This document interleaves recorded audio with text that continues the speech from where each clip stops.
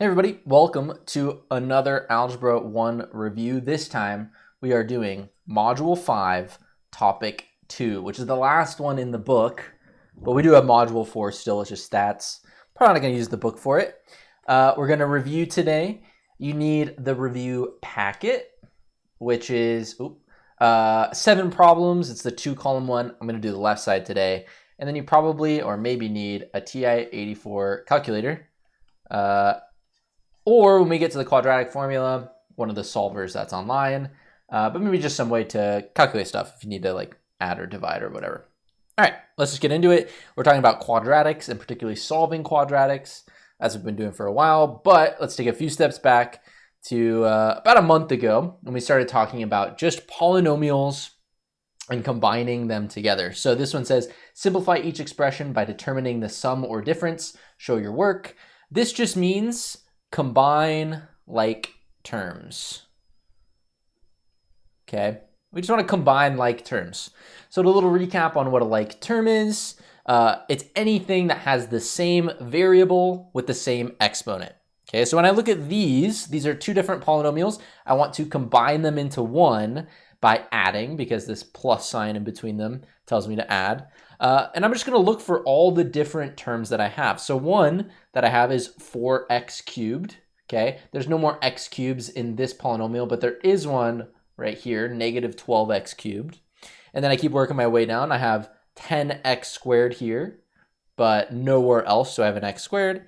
And then I have a 7x that exists in this polynomial, thing with just an x. And then I have my constants, my two numbers, 9 and 1, okay? If they're the same term, we can combine them. And because I'm just adding all three of these things, I'm just gonna do what they say, right? So I'm gonna take 4x cubed and add negative 12x cubed to it. That's gonna give me a total of negative 8x cubes, right? We don't change the exponent because we're just adding, we're just counting them up, right? I got 4 of these things minus 12 of these things gives me negative 8 of these things, okay? This 10x squared is just by itself. It doesn't combine with anything, so we'll write plus 10x squared. And then our 7x is the same, so plus 7x. And then finally, we have a plus 9 and a plus 1. Combine those together to get plus 10. Okay, and that's my answer. I combine everything together. It's all in one string, and it's in descending order of terms, right? X cubed, x squared, x, and no x, constant, okay? We're gonna do the same thing for this bottom one, except this time there's a minus sign thrown in. And all that really changes is I need to subtract this entire polynomial. I need to subtract all of this. And what that ends up meaning is this minus sign kind of just distributes in. And so I'm just gonna rewrite it by applying the minus sign. I'm not doing anything with this, so I'm just leaving this as 10x squared minus 6x plus 1. But I'm going to subtract 3x squared, which means minus 3x squared. And I'm going to subtract negative 13x, right? I subtract the whole thing. When I subtract a negative, I end up actually turning it into plus 13x because I'm subtracting negative 13x. Okay. Now I'm going to do the same thing where I'm going to count up all my like terms. I got 10x squared minus 3x squared. That's 7x squareds, okay? And then I have negative 6x and plus 13x. So negative 6 plus 13 is plus 7x. And then this 1 is just hanging out by itself, plus 1. That's my answer, okay? So the only difference between adding and subtracting, polynomials at least, is when you subtract the polynomial, you have to subtract everything. And so I like to just distribute this minus sign and basically flip everything that's on the inside. So this 3x was positive, became negative. This negative 13x was negative, became positive. All right, moving on. Now we're gonna do a different form of combining. This time, instead of adding, we're gonna multiply, okay? And we talked about these using a couple of methods. We talked about it as FOIL, right? This acronym that stands for first, outers, inners, last. It's a way to remember to multiply everything to everything. Or we did the area model, which looks like this. So I'll do one of each. I'll do the area model for this one and then the FOIL for this one, okay? So to remember, the area model which we've actually been doing the reverse of when factoring, right? We've been undoing this step where we already know the insides and we're trying to figure out the outsides. Well, this is back to normal, which honestly, I think you guys got down, if I remember correctly. 3x plus 7 is what we're going to multiply to 2x minus 3. And so the way to do this is to take each polynomial, each binomial in this case, and putting it on the edge of your area model. So I'm going to take 3x and 7 from this, and then I'm going to take 2x minus 3, so 2x and then minus 3. If it's negative, you just write a negative in here. If it's positive, you just leave it as positive, okay? And what we did to find the answer, to find our final multiplied product, is kind of fill this in like a Punnett square, or I don't know, I always think about it like a Pokemon type chart, where you multiply the two edges that meet and write what the answer is on the inside, right? So 2x times 3x is where we're going to start for this top left box. So these two edges meet. 2 times 3 is 6, and x times x is x squared. So 6x squared is one of the terms in my polynomial. And then I'll keep going. To fill out this box, I need to take 2x times 7. That's 14x, right? 7 times 2 is 14, and then x times 1 is x, or the x just tacks on. Same thing here. 3x times negative 3, that becomes negative 9x. And then last but not least, this final box is negative 3 times 7, which is negative 21. You can use a calculator to check these if you like, but I can do these in my head, so I'll keep it doing in my head. And then to write your final answer to determine the product, we're not quite done. We want to take the inside of this area model and write it out as a polynomial, kind of like the ones before, okay? Well, what ends up happening is that if you set it up in order, two boxes will combine, right? I will have two like terms to combine in the middle. And so my final answer is going to be 6x squared from this box. And then the 14x and the minus 9x are going to combine together into, what is that, 5x. So plus 5x. Remember, that comes from 14x minus 9x. That's where this 5x comes from. And then finally, minus 21. Boom. So that's the area model method. Here's the FOIL method, or the distribute. Basically, FOIL, it's not a special technique or anything. It's just a way to remember, multiply every number to everything in the other polynomial. Okay, so basically, I need to multiply x times x, right? This thing times the first thing. I need to multiply x times 3, okay? And then I also need to multiply 5 times x, and then last but not least, 5 times 3. Okay, so I need to do all 4 of these things, which are really the same as what we did in the area model right here. We just write it out in one line. And so we get first x times x is x squared. And then we have x times 3 is 3x. So we'll put plus 3x because it's positive. And then we have 5 times x is 5x, so plus 5x. And then last but not least, 5 times 3 is plus 15. And so in total, our final answer is going to be this thing, but these two can combine, right? We have two like terms in the middle. And so we get x squared plus a total of 8x, 3x plus 5x, plus 15. And there's our answer, okay? All right, one more to go with this one. And this one looks like it might be different, okay? The big thing is don't freshman dream it, okay? Oh my gosh, my pen. Don't freshman dream. What's the freshman dream, you might ask? Well, there's a Wikipedia article for it. It's basically saying that you can distribute the square in. Okay, so this is wrong. Don't write this. But basically, the freshman dream is saying that this is 9x squared plus 4, which is not the case. In fact, we're going to end up with these two terms, but what that forgets is these two middle multiplications, the things that x times 3 and 5 times x, we're missing those in this, okay? And here's why. If I'm squaring 3x plus 2, really all I'm doing is taking 3x plus 2 and multiplying it by itself, right? Which means when you go to actually factor this out, or not factor it, but FOIL it out, or use the area model, you need to remember to multiply everything to everything.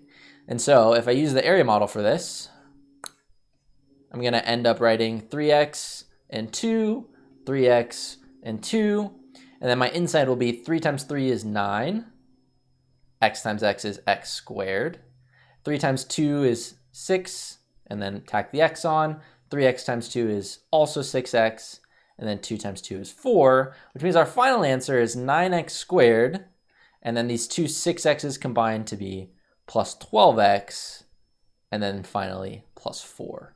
And so what the freshman dream does is it forgets the middle term, this term when you multiply 3x times 2 and 3x times 2. So don't freshman dream it, okay? It's not really named after high school freshmen. I think it's named after college freshmen. But I think I told the story of how in one of my calculus classes in college, we were trying to basically do something like this, but we had to like take the integral of it or derivative or something. And I went up to the board and I basically said that this was 9x squared plus 4.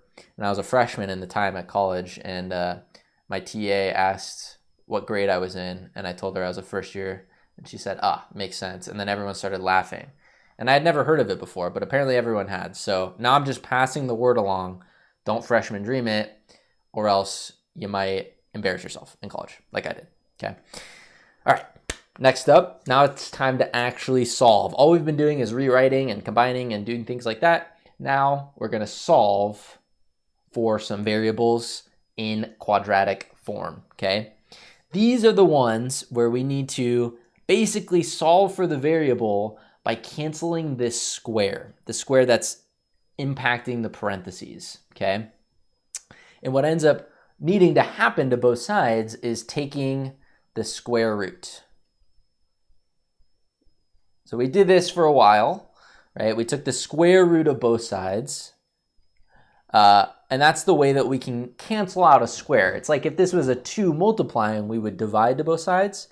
Well, if I want to do the inverse operation of squaring, I take the square root. But first, let's check if there's any other things we can do to cancel out stuff from the left side, and there isn't, right? Everything is being squared, and so the only step I can take is to square root it, okay? And so we're gonna do it to both sides. What's cool is that if something's squared in a square root, they'll cancel. And so my left side is just gonna be m minus 17. But that's gonna be equal to, and this is a big thing you gotta remember, when you take the square root of both sides, you have to take the plus and the minus version of the answer on the right. So plus or minus the square root of 82.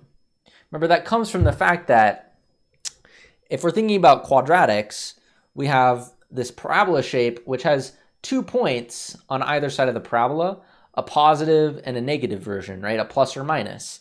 And when we take the square root, there's 2 ways that we can multiply the same number to get to 82. It's if I take a positive times a positive, or I could even take a negative times a negative, okay?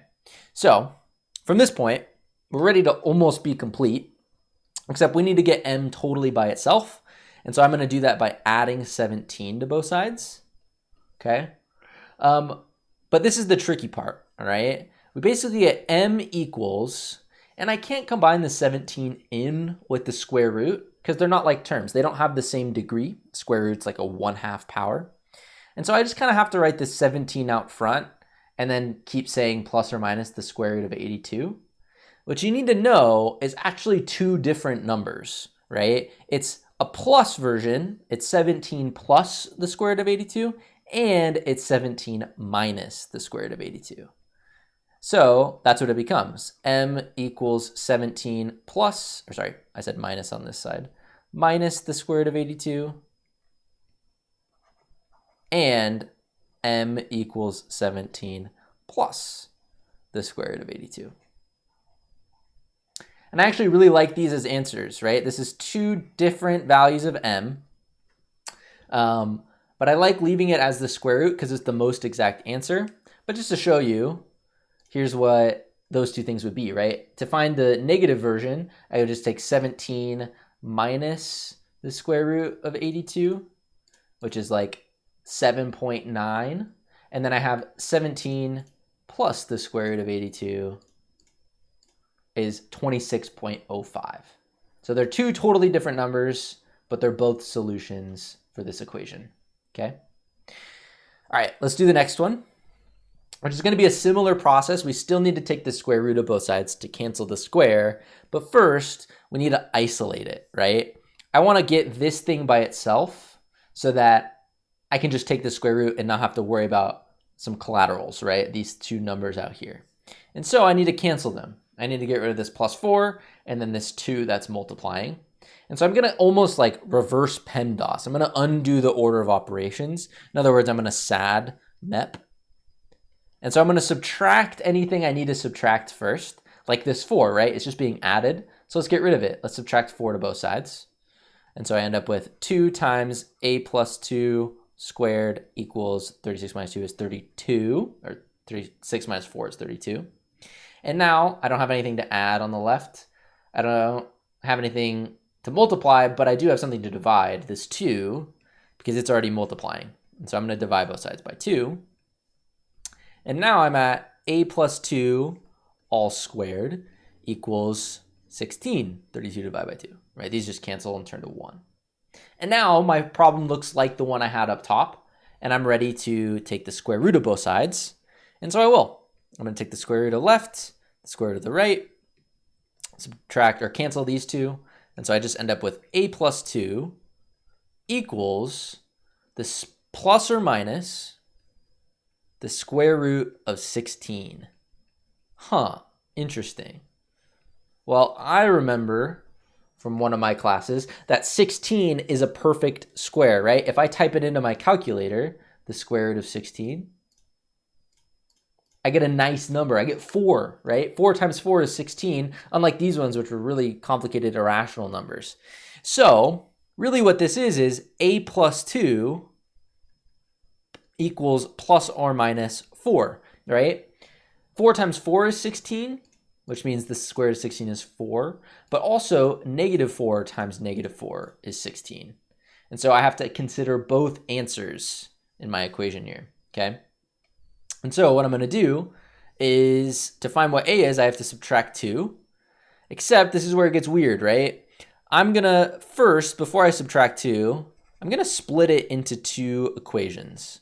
I'm going to do this sort of split me into the negative version of 4 and the positive version of 4, so that I have a plus 2 equals negative 4 and a plus 2 equals positive 4. And what that means is when I subtract 2 to both sides, I'm actually not going to end up with plus or minus 2, because on the left, I get a equals negative 4 minus 2 is negative 6. And then on the right side, a plus 2, subtract 2 to both sides, 4 minus, what is that, 2? 4 minus 2 is 2.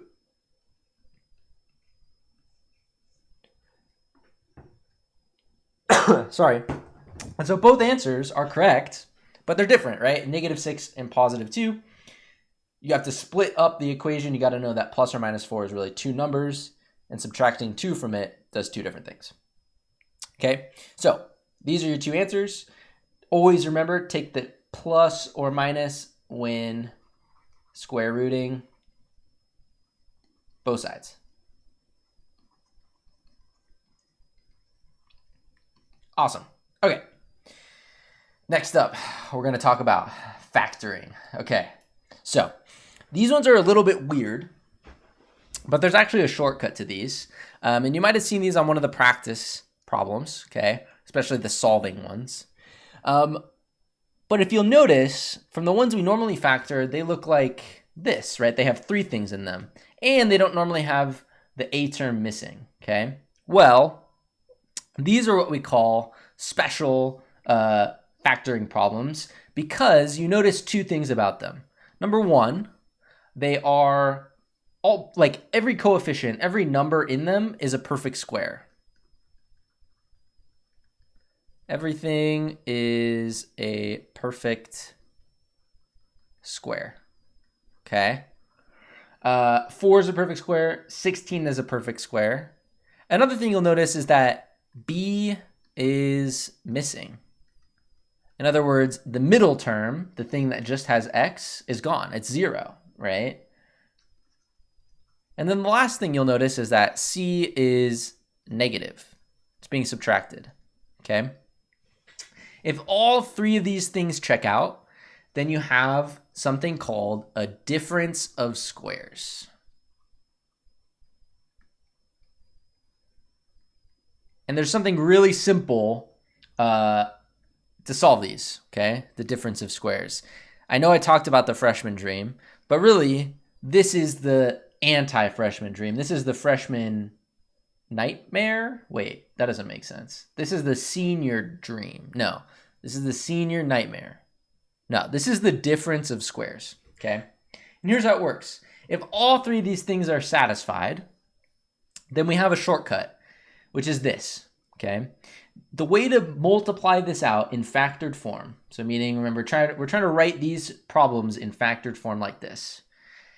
If I take the square root of the thing on the left, which would be 2x, okay, and I take the same thing and put it over here, so I'm basically multiplying 2x times 2x to get to 4x, okay, and then to multiply this negative 16, I need to multiply negative 4 times positive 4, right? When I looked at the calculator, when I multiplied positive and positive, I'd get positive 16. Negative times negative is also positive. And so I need to multiply negative 4 and positive 4. And guess what? This is our answer, right? This is it.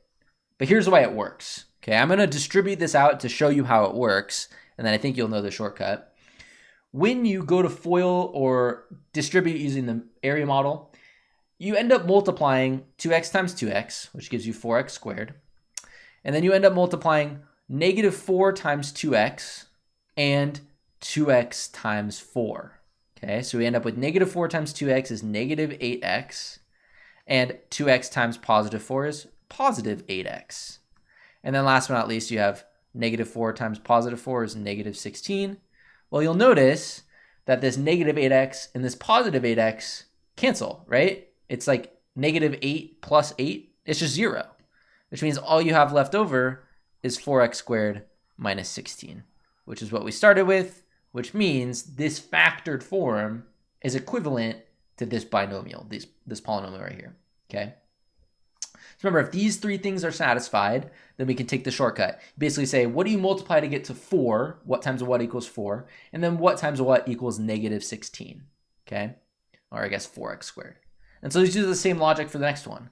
I have everything satisfied. Both are perfect squares. B is missing and C is negative. And that means to find my answer, I just need to figure out what times what is 9x squared. Well, that's 3x and 3x. And then what times what is negative 81? Well, as long as they have to be themselves because they're perfect squares, then it's going to be plus 9 and minus 9, right? 9 times 9 is 81, which means that positive 9 times negative 9 is negative 81. And if you distribute this out, the middle would cancel, and so you're done. There's your answer.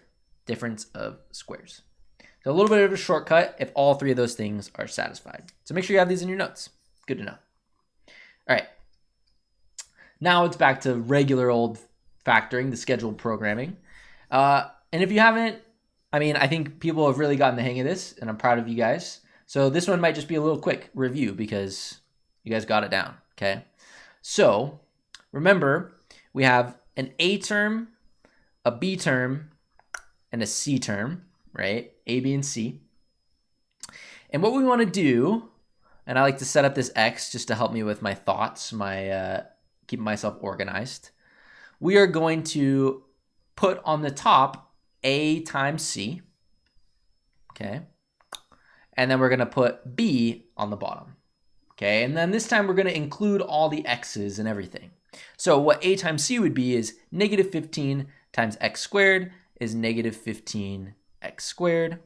And then B is negative 2X, okay? And this is the puzzle, right? We're trying to find two things here and here that multiply to this they multiply to the top thing, but at the same time, they add to the bottom thing, okay? So here's how I like to do it. Here's how I like to set it up. I have a couple options. Number one, if I'm confused, I'm just gonna take my top number, my 15, and just plug it into my calculator and start dividing things out, okay? I know I have some negatives going on, but let's just deal with that in a second. So I need to take 15, and I'm just gonna divide it by 1. Well, 15 times 1 is 15, I know that. However, I need to get them to be negative, which means that all this means, if the top is negative, it means that one of my answers here has to be positive and the other one has to be negative, okay? They have to be such a way that when I combine them by adding, what's left over is -2, okay? So let's think about it like this. I'm just gonna find all the ways to multiply to 15. And I like to set up a little table to do that sometimes. So let me hide my calculator for a second so I can draw over here. I'm gonna do a little two-sided table. On this side, I'm gonna say the ways to multiply to 15 and then those ways added together. So for instance, if I did 15 and 1, to make it negative, all I have to do is make it negative here or -1 here. But either way, when I add these together, I'm gonna get -14 or 14, depending on which way I put the minus sign, okay? And that doesn't work because I need to multiply to 2, or -2. Sorry, I need to add to -2. And so I'm gonna keep going. What's another way to multiply to 15? Well, 15 divided by 2 doesn't work. 15 divided by 3 does work. It's 5 times 3, okay? Then to make it negative, I just need to make one of them negative. So let's say -5. Well, -5 times 3 is 15, -15. And -5 plus 3 is -2, which is what we want, which means my two answers here are -5, +3, and then to account for these x's, I'll just throw the x's on here, okay? Then, after you've solved this puzzle, there's one more step for the long way, which I'm going to show you right now, and then I think we'll figure out the shortcut again, is to put these numbers into the area model, and we're going to basically reverse engineer what we were doing a few problems ago, where we multiplied the edges to find the inside. This time, we already know what the inside should be. It should be this polynomial, which is x squared, right? We had our x squared term up in the top left here, so I'll put that here. It's not this one, it's not this 15, because that's not in my equation. I just want x squared. And then the c term, the constant, was in the bottom right, this -21 in this case. Well, it's going to be -15 here. And then the b, this -2x, that needs to be split between these two boxes. Remember, we always combine these two together in the multiplying binomials. The way to split it is the way we found here. So -5x and 3x, +3x. Doesn't matter where you put them. You could flip-flop them. Doesn't change anything.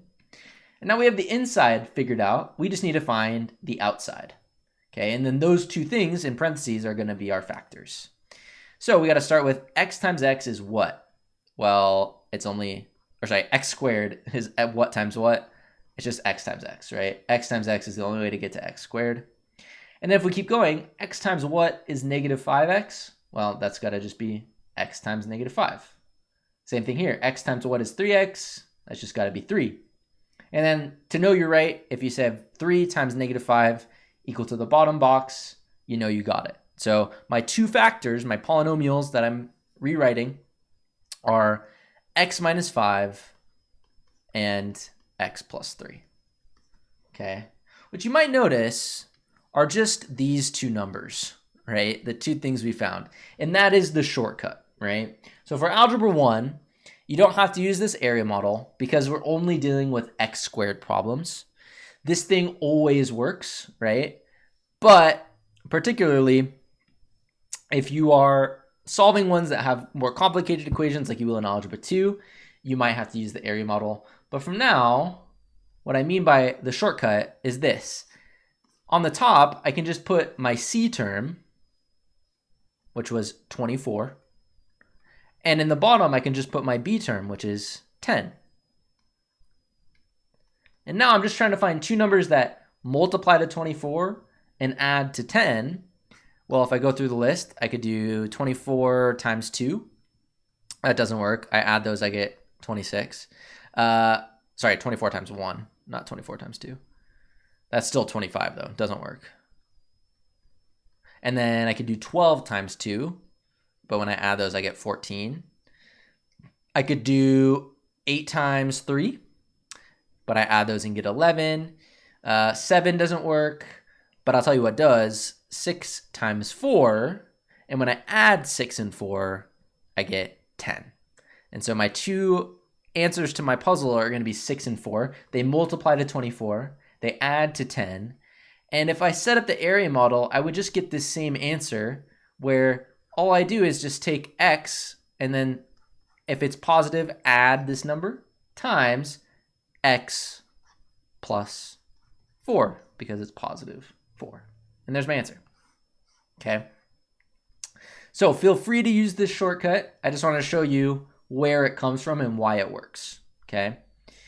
And then we have one more to do. Let's see if we can get it done. And this one's actually interesting because of the negative. And so we have a 16 on the top from the C term. And then we have minus 10, negative 10 on the bottom. And so I need to find two numbers that multiply to positive 16, but add to negative 10.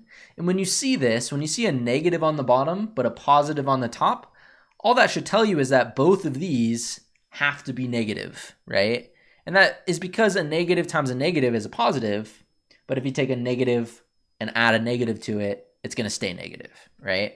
So I'm almost forgetting about this negative 10 on the bottom and just trying to find the ways to get to 16 that also add to 10, okay? So we have 1 times 16 is the first way, which doesn't work. It's 17 when I add them. But 2 times 8, 2 times 8 is 16. And 2 plus 8 is 10. And so if I want negative 10 on the bottom, all I got to do is make it negative 2 and negative 8. And so my final answer, it's going to be x, and this time minus 2 times x minus 8. Boom. Cool. So remember, just solving, you're not really solving, but you're getting this puzzle down where you're multiplying the top, adding to the bottom. The top number is C, the last term, and then the bottom number is B, the middle term. All right. Now we're going to solve by factoring. And all that means is we have an equation that's equal to 0, okay? We have something that's set equal to 0. Well, what do we do here?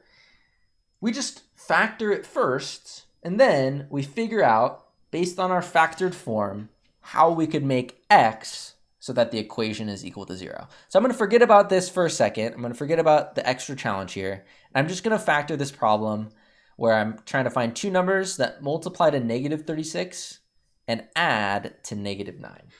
Okay? So we're multiplying up top. We're adding to the bottom. And so I'm going to think about it. I don't think 36 and 1 is going to work, and so I'm not going to worry about that. This time I'm trying to multiply to a negative, and then the bottom is staying negative. That means I need to have a negative answer here and a positive answer here.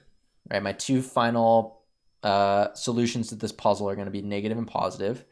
But to keep it negative, that tells me my bigger number is going to be ending up negative, because when you add a small number to a large negative number, it'll stay positive, or stay negative rather.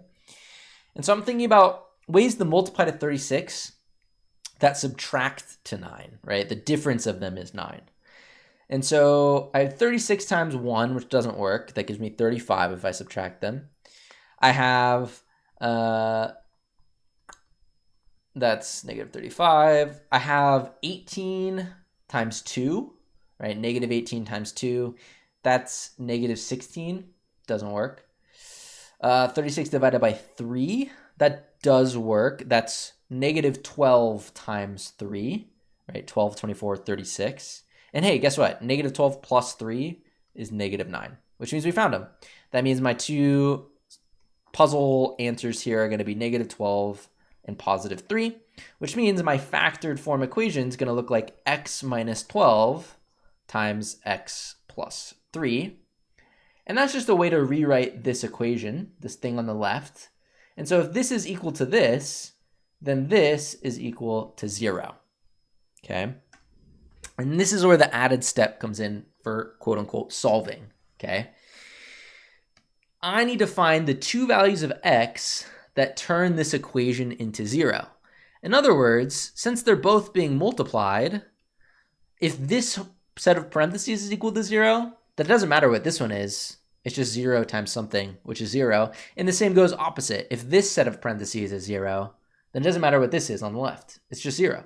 And so really, I'm just trying to solve x minus 12 equals 0 and x plus 3 equals 0. And to do this, I just need one more step, right? I just add 12 here to both sides. I get x equals 12. And then I can subtract 3 here. And I get x equals negative 3. And those are just the two opposites of what are in the equation, which is kind of like finding the x-intercepts, which is what we're doing, right? It's set equal to 0. So we're finding the x-intercepts. We solve the equation like this. All right, cool. For this one on the bottom, I think you could actually probably take the square root of both sides and do it that way. But it might be a little bit harder than just subtracting 16 to start. Because remember, we want our equations equal to 0, and we want everything on one side so we can factor it. And now we end up with this, 25x squared minus 16 equals 0, okay? Well, this satisfies the three conditions from a couple of problems ago. If you missed that one, look at number 4, rewatch number 4. Everything is a perfect square. B is missing, the middle term, and C is negative. That's true for this one, right? Everything's a perfect square, 25 and 16. B is missing, and C is negative, which means that to find the factoring answer, you just have to take what times what, or what times itself is 25x squared. Well, that's 5x times 5x. And then what times what gets you to 16? Well, that's going to be positive 4 and negative 4. And that's equal to 0, okay? Which means really all we're solving is how do we figure out what x can be to make either of these parentheses equal to 0? Well, we're just saying 5x plus 4 equals 0 and 5x minus 4 equals 0. And then you're just a two-step equation away, right? I'm going to subtract 4 from this side. So I get 5x equals negative 4. And then I'm going to divide by 5 to get x by itself, which means that x is equal to negative 4/5. It's like a 0.8 or something, negative 0.8. And then for this one, I'm going to take the same thing, but because 4 is negative, I'm going to add 4. And so I have 5x equals 4, divide by 5, and I get x equals 4/5. So positive and negative are the same answer, but slightly different process because we have some coefficients, okay? So all solving by factoring is factoring first, and then just figuring out what x has to be to make my equation or each set of parentheses equal to 0. For these ones, it's going to be the opposites. For these ones, you might just have to do a little bit of algebra to both sides. Okay, we're cooking, we're cruising. We have one more problem to do, which is, of course, the quadratic formula. We talked about it on Monday. If you were gone taking the SBAC, here it is. Okay, there's a song. You can ask somebody to sing it for you. They'll sing it for you. But here's the quadratic formula on the left. Okay, we have this thing, x equals negative b plus or minus the square root of b squared minus 4ac all over 2a. Okay, those a, b, and c from the equation are the coefficients from our standard form quadratic equation, where the first term is a, the second term is b, and the final term is c. So we have a, b, and c, which means in this case, a equals 12, b equals 7, or sorry, negative 7, because it's minus 7 here. And then c equals negative 23. Okay, so now what we're going to do is just plug in all three of these things into our formula and find it using the calculator. You can also use a solver online. I'm okay with that. but I'm going to show you how to do it in the TI. If you go to calculator soup, calc soup, you can just type in A, B, and C, and it'll tell you the answers. But you're going to have to set up the equation either way. So the two things I'm grading are, number one, your equation. Number one is setup equation. And then number two, I need two answers, right, from plus or minus. So both solutions. All right, let's get to it. So we have x equals, and then we start with negative b, which in our case is negative times negative 7. So negative 7. It's going to be positive 7, but we'll just deal with it in a second. And then we have plus or minus the square root of b squared, that's negative 7 squared, minus 4 times a, which is 12, times c, which is negative 23. And then we take everything and we divide it by 2 times a, which is 12 again, okay? So there's our equation. We have x equals negative b plus or minus the square root of b squared minus 4ac all over 2a, okay? If you go to a website to do it, you can just type in a, b, and c. But the tricky part is make sure you get all your positives and negatives right. If you don't type it in right, I won't know what you got wrong. But if you do it in the calculator and show your work, then I can at least see if you made a mistake and give you some partial credit, right? So I recommend the calculator just to help you understand what's going on. But if you want to use the solver, that's fine. Okay, so let me show you how to do it. And I'm just going to do it step by step. I'm going to plug it in at the top. I'm going to do the top of the equation first. So I'm going to basically evaluate this entire top side. And then I'm going to divide it by 2 times 12, which is 24. Okay, so let's clear out of everything and let's type it in. We've got to make sure we're right here. Okay, so let's start out. We start with negative 7. So x equals negative b. That's just going to turn to positive 7. So I'm just going to write 7. And then some people have been asking, how do you get plus or minus in the calculator? You don't. You just do plus. And then once you figure out the plus version, you go back and do the minus later. So I'll just start with plus. Remember, it's two answers, just like the ones we did where we took the square root of both sides. Plus or minus means two different numbers. Okay. So I'm going to take 7 plus, and then square root is second, x squared. And then in parentheses, negative 7 squared. Make sure you put parentheses around the negative 7. The calculator will not evaluate it, and you might get the wrong answer. Remember, it should be positive 49, because negative 7 times negative 7 is still a positive. So if you like, you can actually just ditch the negative on the b squared, but I'll type it in just for good measure. Okay, just make sure you use parentheses whenever possible. And then also when you type a negative, make sure to use the negative button, not the minus. But in this case, I'm going to subtract 4ac. So I'm going to use the minus, the subtract button, times 4, and then in parentheses, times 12, times negative, in this case, 23.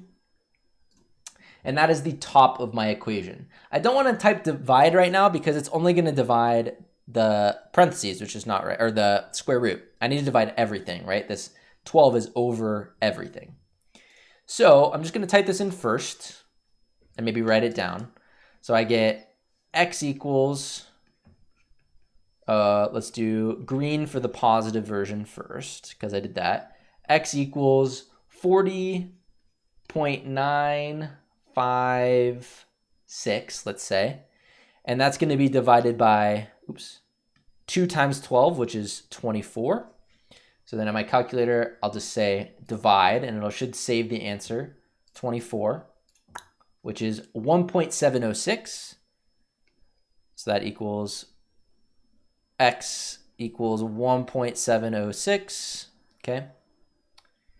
And that's my positive version, so that's one of my two answers.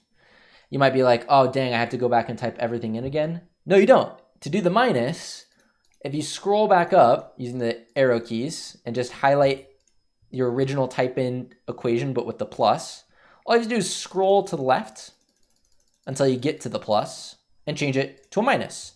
Hit enter. And so now I have, for the negative version, x equals negative 26.956 again. This time I'm going to divide it by 24 again. And so I get this number divided by 24.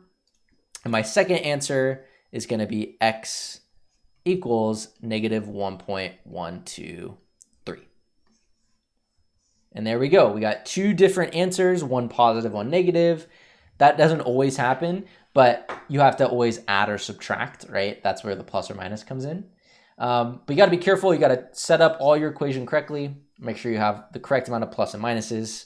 But once again, as long as you can set up the equation, I'm okay with using the solver. But try it on the calculator. Give it a shot. All right, and that is it. That's all the problems for this review, 7 of them. I'm going to give you today, well, to hopefully follow along. Obviously, you watched the video just now. Tomorrow, I recommend doing the right side on your own. As always, if you complete this, you can use it as notes on the test. So it's highly recommended that you do it. And best of luck. The test is going to look super similar, same amount of questions, just different processes, right? All right. If you have any questions, you can email me, drakez@spokaneschools.org, or just hold them until Thursday before the test, and maybe I can do a little bit of review. All right. But good luck. Get to studying, and thanks, everybody.